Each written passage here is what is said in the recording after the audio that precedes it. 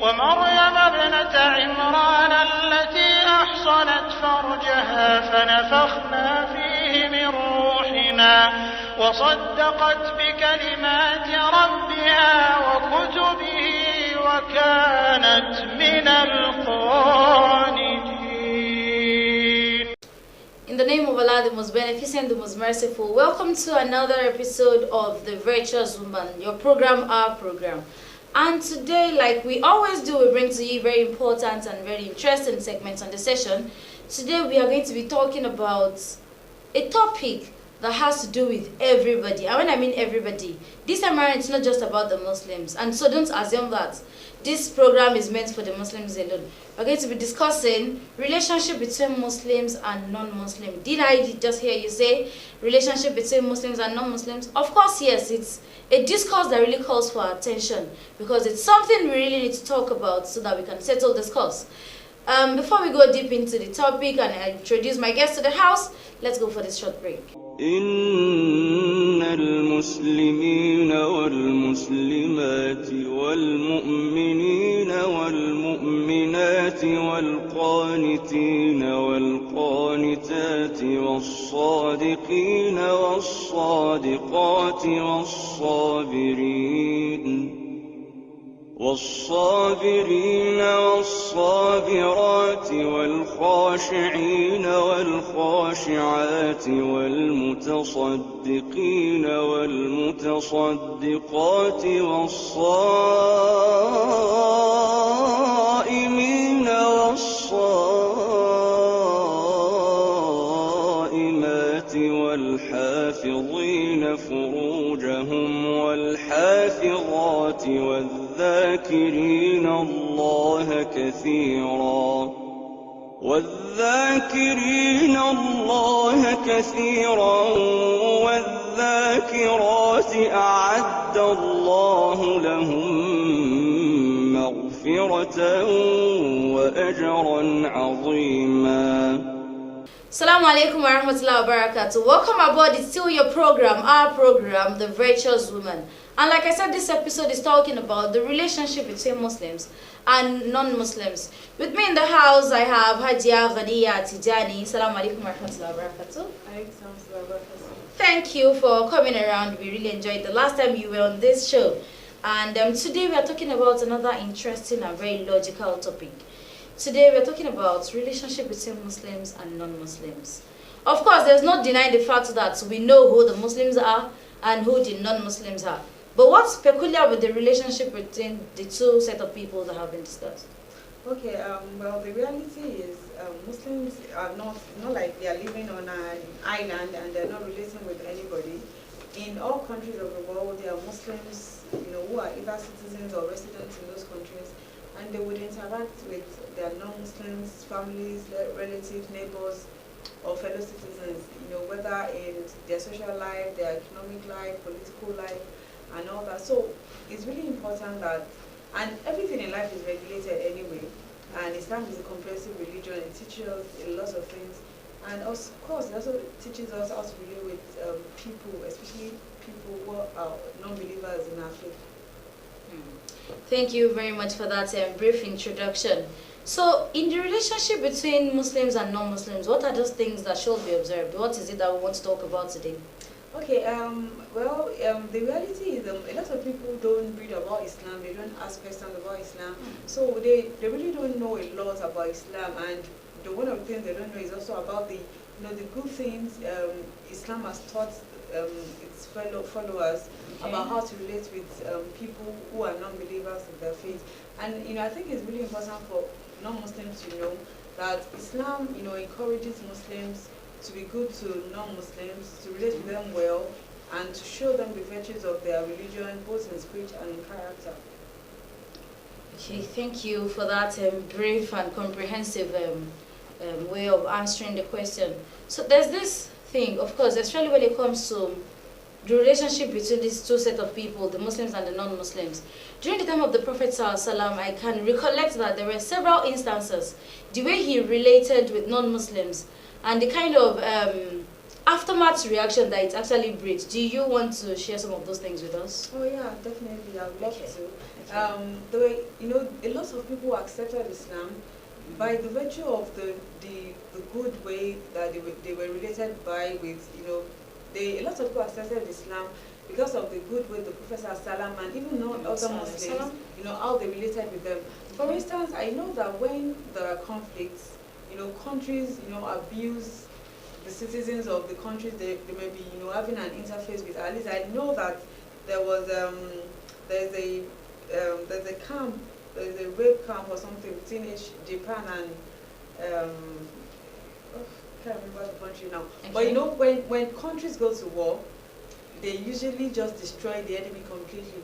But at times, as instances where the Muslims are to defend their integrity or repel an onslaught, they even still do that in the best way possible, and they don't fight people who don't fight them.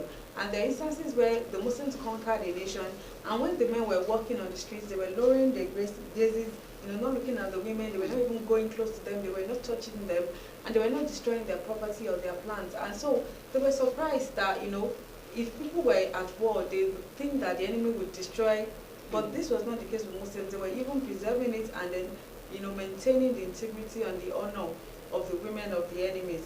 That's when there are instances where, people, like I know of an old woman who met the Holy Prophet Sam. He helped her with her luggage, he took care of her, and after she knew it was the Prophet, she was so surprised because, contrary to what she's heard about him, and then she accepted Islam.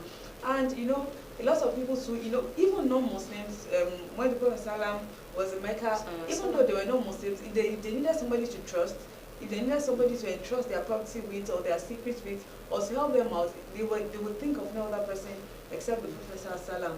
And so, and you see the reality, and then there's so many, the Prophet Sallam said that Angel Jibril, that's Angel Gabriel, used to, tell him about be good to your neighbor, to the extent that he thought that perhaps the neighbor would even have the right to inherit from his property. And this did not matter whether the neighbor was a Muslim or non-Muslim. But we also know that, the Quran is the foundation of a Muslim's faith. And Allah has told us in Quran 2 verse 177, it says, Islam is not just about facing the east and the west to pray. It's actually about being good to people, feeding the orphan, helping the wayfarer and the needy, helping travelers and all that. So you see, Islam is not just about, faith or the acts of worship like fasting in Ramadan, for instance, or observing your salat. It's about feeding the poor, observing your obligations, fulfilling your commandments, helping the wayfarer, regardless of whether they are Muslims or non-Muslims. Okay, thank you very much. I can actually recollect one of the stories of such relationship between Muslim and non-Muslim that the Prophet ﷺ actually displayed during his lifetime. There's the story of this woman who, of course, was a non-believer, and she always poured things on the floor for the Prophet ﷺ whenever he was passing by. And there was a particular time that the Prophet ﷺ was surprised that what happened to the thorns, they are not probably on the floor. And upon inquiry, he learned that she was ill. And then he went to visit her. She was shocked because she would expect that somebody who she had been, bad to would have ill feelings towards her. But that was not the Prophet ﷺ. He was even concerned about her, and he had to go and check about her welfare. And that, that really made her realize that, look, this religion is just the religion of God, and it's nothing else. Yeah, alhamdulillah. I'm sure that for some of our viewers at some, they probably feel that all these things we are saying are not what is operating now. Well, the reality is that what is supposed to be operating are the things we are saying here. The way Islam really wants us to relate with non-Muslims. It's not about just coming here to brainwash you, but it's about the things that really happen to human beings like us. At least the Prophet ﷺ was human like us. It's really, but a lot of these things are operational now. A lot of Muslims, there's so many foundations, a lot of Muslims are donating stuff. I mean, we have even education, before the government returned schools to the missionaries, as I in colleges all over the Federation, there were schools that people were trained, regardless of whether they were Muslims or non-Muslims. I mean, we have, when they are, in Ramadan, people give generously, whether they are Muslims or non-Muslims, the zakat. Even Allah says the zakat should even be given to, non-Muslims to make them really see the beauty of Islam. And when we are observing our Eid too, so these are things that are operational. The reality is the fact that You see, and then if you look at it, I know that tribes, when you talk about being tribalistic or people who are ethnocentric, they help their people, whether they are right or wrong. But that's not the case in Islam. The Prophet said, assist your brother, whether it's the oppressor or the oppressed. And the Sahabas were confused. They're like, we don't understand. He said, if your brother, we understand if they're oppressing our brother, then we need to help him. But how do we help him if he's oppressing the other person? He said, yes, we prevent him from doing that. And this was exemplified in the time of Umar, when a non-Muslim came to report that a Muslim actually abused him and took away his rights. And when Umar investigated the matter and realized that the Muslim was actually at fault and that he oppressed the non-believer, Umar physically beat the son of a caliph then, who thought he could, take advantage of his position to abuse a non-Muslim. So this goes to show that Islam is about the right thing, irrespective of whoever is concerned, be it a Muslim or a non-Muslim. Exactly. You're taking it up from the rights of non-Muslims. I was just about asking before you mentioned something about it, but I don't want you to help us discuss in details. What are the rights of Muslims over non-Muslims? Okay. Non-Muslims, what are they entitled to? Let's assume, for instance, now what we had during the time of the Prophet ﷺ was non-Muslims living in the Islamic community, of course. What are those things they are entitled to? Or probably Muslims living in a non-Muslim environment. What are the rights of the other over the...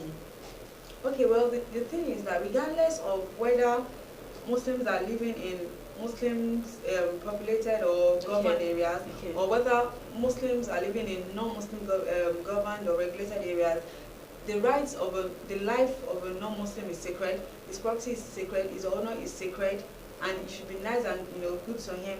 And the Prophet said that "Likulli Radbin Kabidin bihisan," that it should be good to all creatures. You understand? So it should be good to people, whether they are Muslims or non-Muslims. So you have to be good to him, and you protect his honor as much as possible.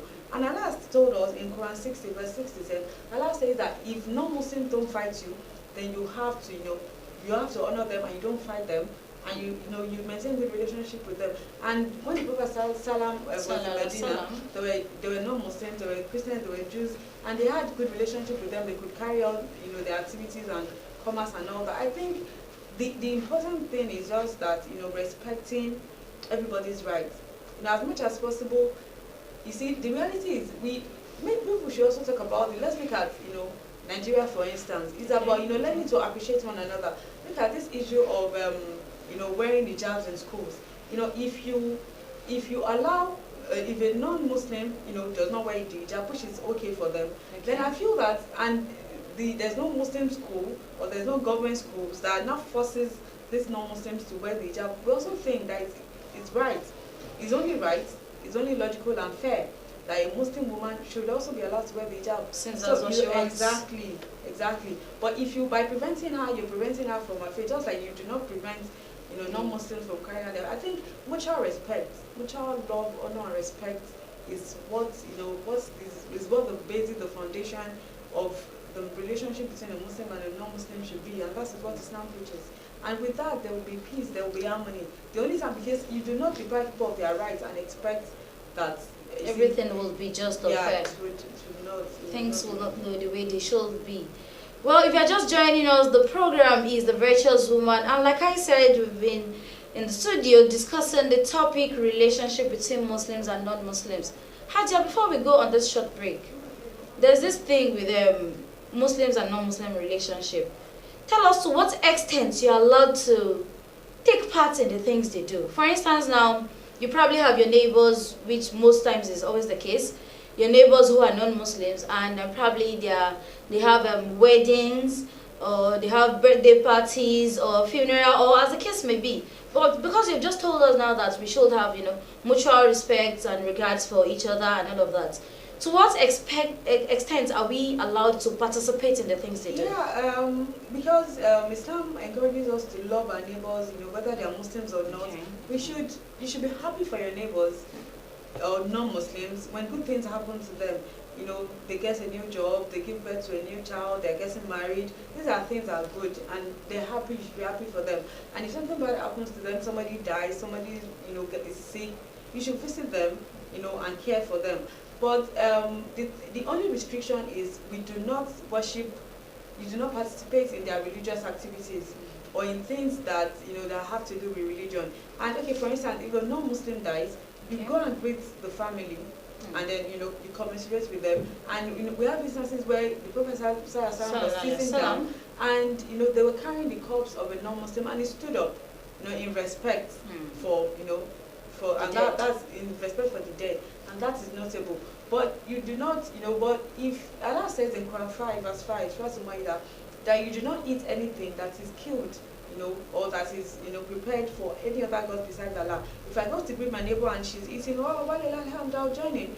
I mean, if she's getting married, well, you can go and rejoice and eat to your fill of the giving birth to a new child. But if they're celebrating their religious festivals, you do not partake in them because they do not partake in yours. And that is what we all know in Surah Kafirun. To you, your religion, to me, my religion. But in our social life, I mean, we're all friends, and then we should relate with the best of worlds. Well, thank you very much. I like the way you really ended it. To you be your religion and to me be my religion. Taking this from that perspective now, we have some set of Muslims who probably feel that, well, I want to say that it's a bad way to project the religion anyways, but they feel that because of that particular verse you just mentioned now, they keep to themselves. They won't even greet their neighbor because they feel that, no, he's not doing what I'm doing. And because of that, we should just be on our own. Okay, no, perhaps I would say we have individuals, because if you say Muslims, it could be as if maybe that's what the religion teaches, but it's not. It's not. We relate. Islam encourages us to relate with our neighbors, and there was a story of a Sahaba whose neighbor was a Jew, and the neighbor somebody wanted to buy the house, and he says, okay, you want to buy my house? I'll sell my house for 1,000 dirham, and I also and you have to add another extra 1,000 dirham for the honor of my Muslim neighbor, because I mean the fact that you're going to be enjoying what I enjoy by having that neighbor, that makes my house even more expensive. Wow. So I mean, Islam, we don't have to do that because the Prophet never did. And even look, when the Prophet says, and when the Muslims were having issues in Mecca, the first place they migrated to was to Abyssinia. That was the home of a Christian king. You understand, who understood the religion and who knew that the Muslims were faithful believers in God, and they should be prevented from the persecution. So that shows that there was even what you can call diplomacy or relationship between the Muslims, even the Christians and other non-believers since the time of the Prophet ﷺ. So that is definitely not Islam, and whoever does that is not following Islam, but maybe it's a personal or personality trait that should be corrected. Okay, thank you for mentioning that it should really be corrected, because Muslims are not sets of people who isolate themselves. It's about relating with the society irrespective of who it is, if it's a Muslim or a non-Muslim. Well, now boiling down to when you really have to, I don't want to use the word segregate, but when you choose to really, on the basis of religion, give honor to some issues. For instance, now, it's a known thing that in Lagos State now, presently, they're trying to canvass for a Christian governor. And then you begin to ask, what exactly is the problem? Is it that the kind of relationship that we share is not fair enough for whoever is in charge to be able to respect that, be it a Christian, to be able to take care of the needs of the Muslims? I feel that, that the core of the political problem we have in Nigeria is ethnocentrism, this ethnic, religious, tribal sentiment.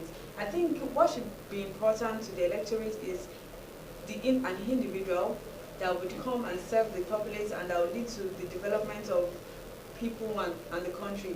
And until we begin to look at that, we're going to keep electing the wrong people, and who will get there, and who will rise on sentiments to get elected, and who will get there and will not perform, and then we would all be worse for it. So the sooner the Nigerian electorate begins to get educated on what to look for when you want to choose a leader, the better for us and the better for this country.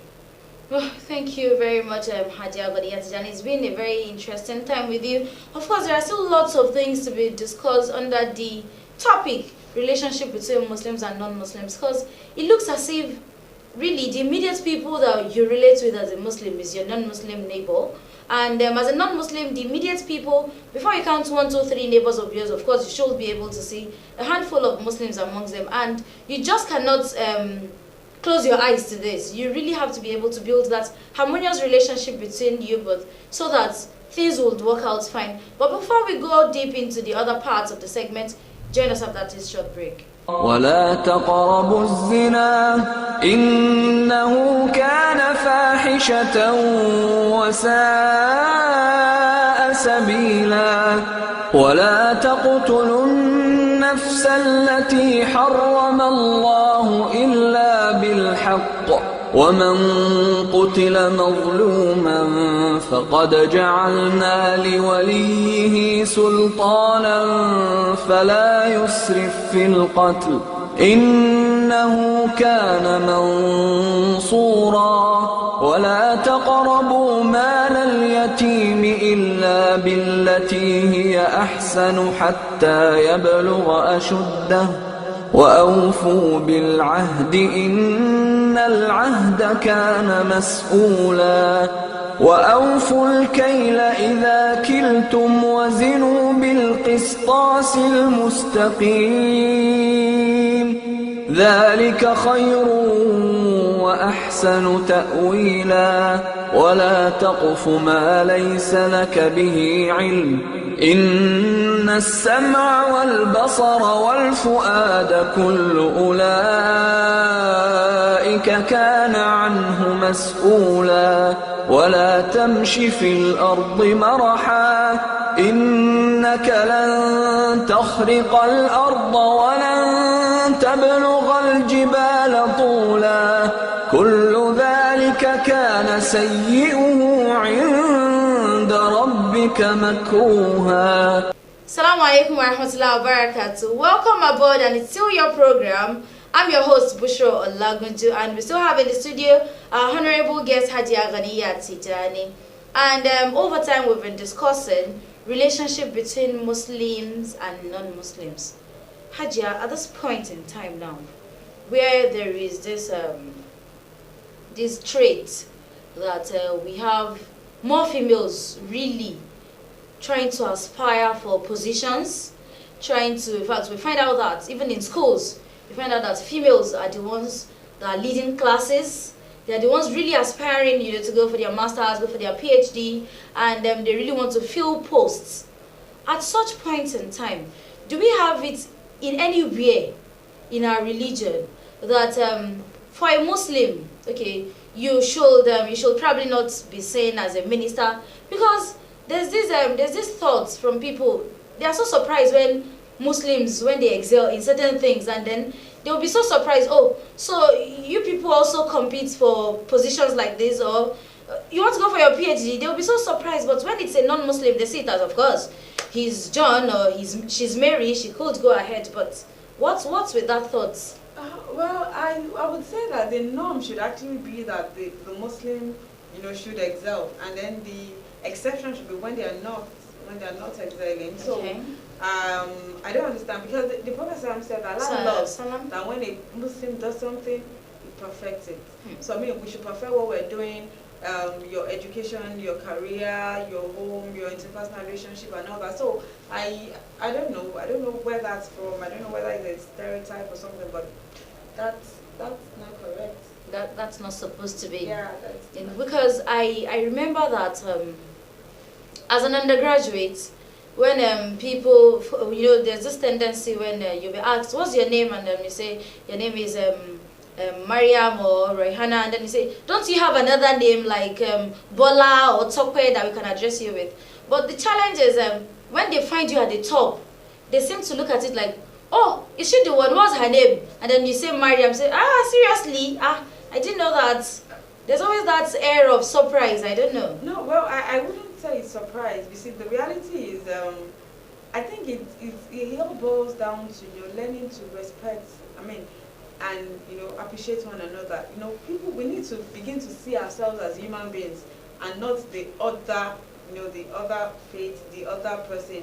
If you come to me and you say my name is, whatever it is your name is, That I should determine what I'm going to be called. If that's my name, you don't demand for another name that suits you or something. So I think until we begin to respect ourselves and give people their honor, I mean they have a right to.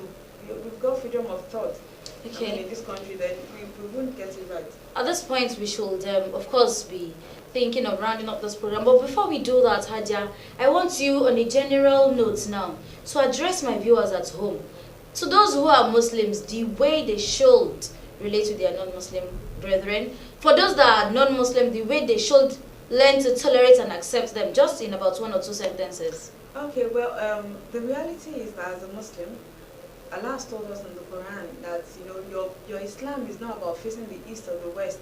Your Islam is about doing good to all creatures, and the Prophet ﷺ has said that too. So, as a Muslim, wherever you come across, whether they're Muslims or they're not Muslims, by being good to them, you're obeying the instructions of Allah. Thank you very much for that little one. Here we draw the curtain for today's program. Join us same time, same station tomorrow. Assalamu alaikum warahmatullahi wabarakatuh. Today you become man and wife, fulfilling the sunnah as way of life. Today you'll find serenity. May your life be filled with sincerity. There is no happier day in your life than the virtue of being man and wife. There's joy without any end. Allah's blessing on this day does descend.